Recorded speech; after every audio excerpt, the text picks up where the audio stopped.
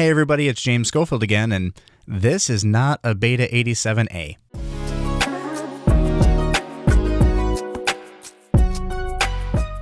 Yeah, so I decided that I wanted to check some microphones out.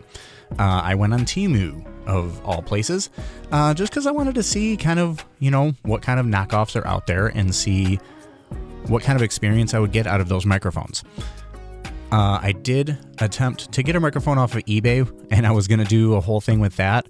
It was a knockoff of the U87. Don't get me wrong, I did not expect the best thing ever, but oh my lord, I couldn't even plug it in. It was terrible. Maybe I got the effective one, I don't know. But then I decided, you know what, I want to see what Temu has to offer. And, I've seen some of the reviews that come up on like Dark Corner Studios, kind of reviewing some of these knockoff microphones and how some of these Shure knockoffs that he comes across are actually pretty good. So I wanted to see if I could find another kind of version of that and get a good microphone off of Temu. I got two Beta87As from Temu, so I was pretty excited to get those in the mail. But here's the only thing. I got a little sad right out the gate because here it is. Microphone. Professional. Great. But it says dynamic. Yeah, so Beta87A, of course, is a condenser microphone, not a dynamic microphone. So right there was a little bit of a womp-womp kind of moment for me. But hey, it's Temu. It's okay. Let's see if it is at all any good. So standard, typical box, nothing fancy, no bags or anything like that to carry the microphones in. Nothing I would have expected. Came with this kind of cute little letter here, though, in several different languages saying, "Hello, friend. Microphone usage instructions." And then it kind of gives different things about like microphone placement, how when you're singing high notes, you should be slightly farther away. It says, one thing I like, says that you need to head with the microphone facing the mouth, keeping the microphone perpendicular to the face and at a 45-degree angle to the body. That's kind of cool. Thanks for giving me some advice, folks.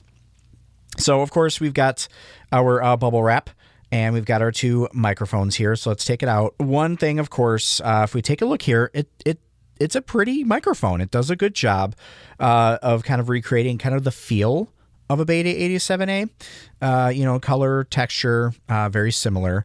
The grill itself, felt very similar to what you would feel on a Shure microphone, so that was nice. However, it did not feel as hefty as a Shure microphone. I do have to point that out, definitely. The actual microphone itself felt a little more like a hard plastic versus a metal. And then, you got this little sticker on here, which, wouldn't be a big deal, but taking that thing off was a little bit of a hassle. So that was not fun. Take a look here. We'll go ahead and we'll take off the grill and the windscreen here, the pop filter. And let's take a look at the capsule. So taking a look at the capsule here, you can definitely tell right out the gate. I mean, the foam is different than you would normally see on a Shure microphone. You've got this cheap kind of plastic right here. You can definitely tell this is not a Shure microphone. But you know what? Again, this is Temu. It's okay. So taking a look here at the windscreen, kind of same story. Did a really good job of recreating the look of the windscreen, but you can see there's just a little bit of give there whenever I was squeezing on it. So that was a little bit of a bummer, but hey, again, Temu, what are you going to do? You can definitely tell the difference between this microphone and a Shure just due to the weight itself. It's definitely a lighter microphone. All right, so here is some more of the documentation that came with it. As you can see, it says professional dynamic microphone. Some of the words are a little off, but that's okay. The main thing is those specifications. It's a cardioid unidirectional microphone. You can see the frequency response there, the impedance sensitivity, all that good stuff. And then in the figure 1, it shows both the 0 degree and 180 degree response that you get out of this microphone.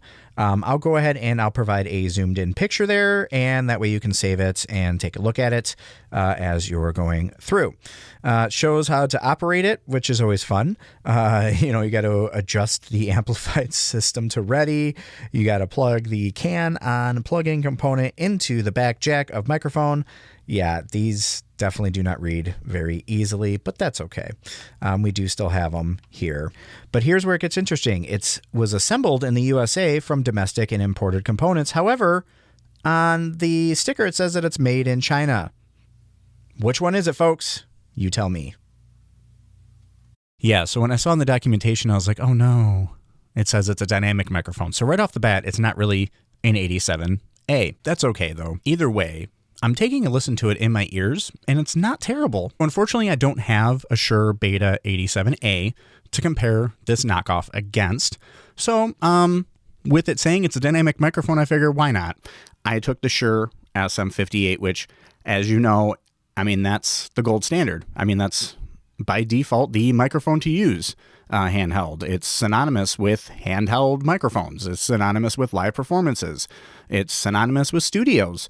You know, I mean, it's the old standby, right? So I'm comparing the BETA87A against the SM58.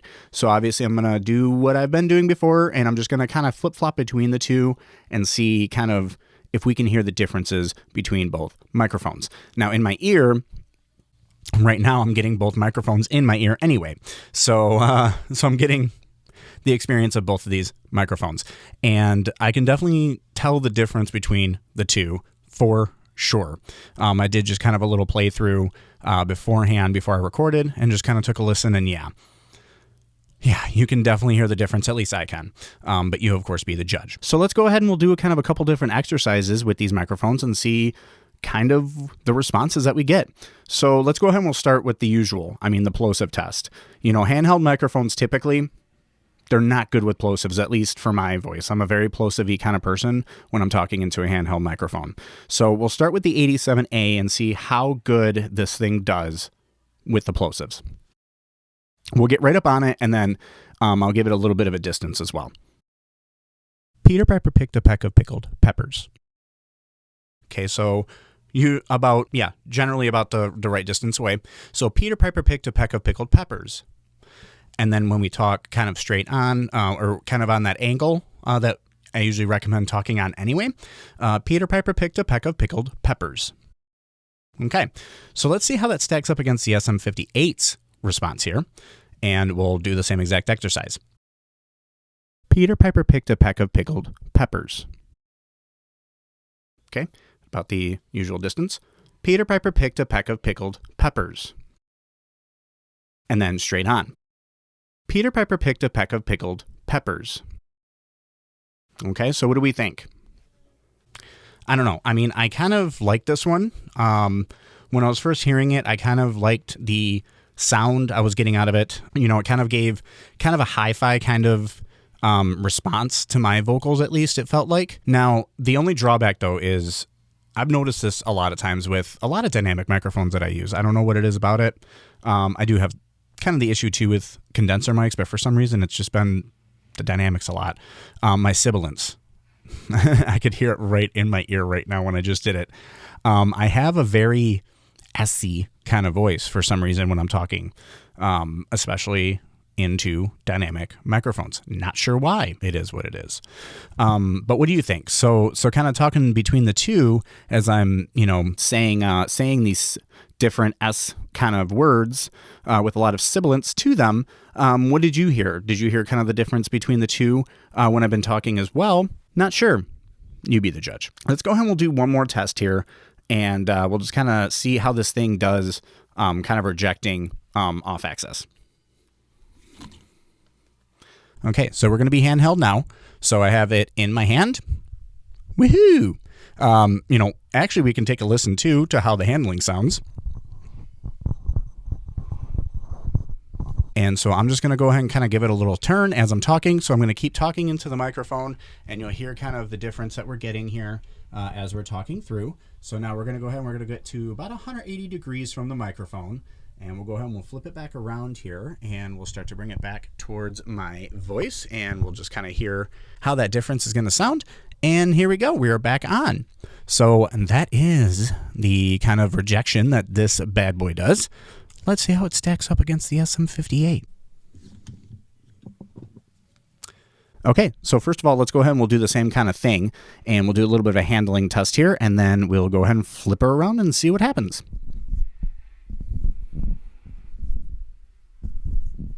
Now, let's go ahead and hear how this thing sounds as I'm going to go ahead and talk.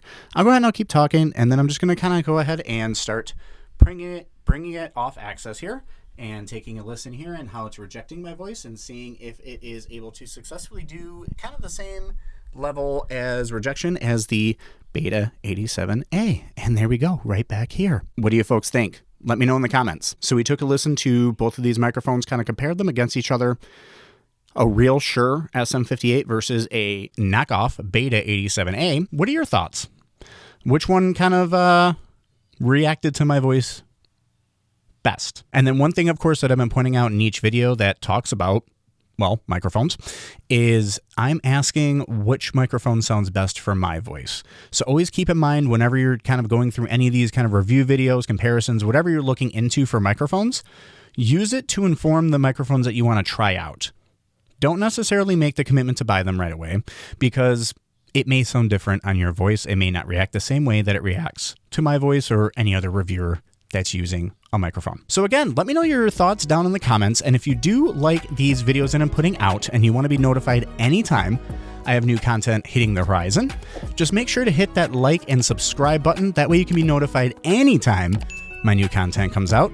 And as always, thanks for letting me give you some sound.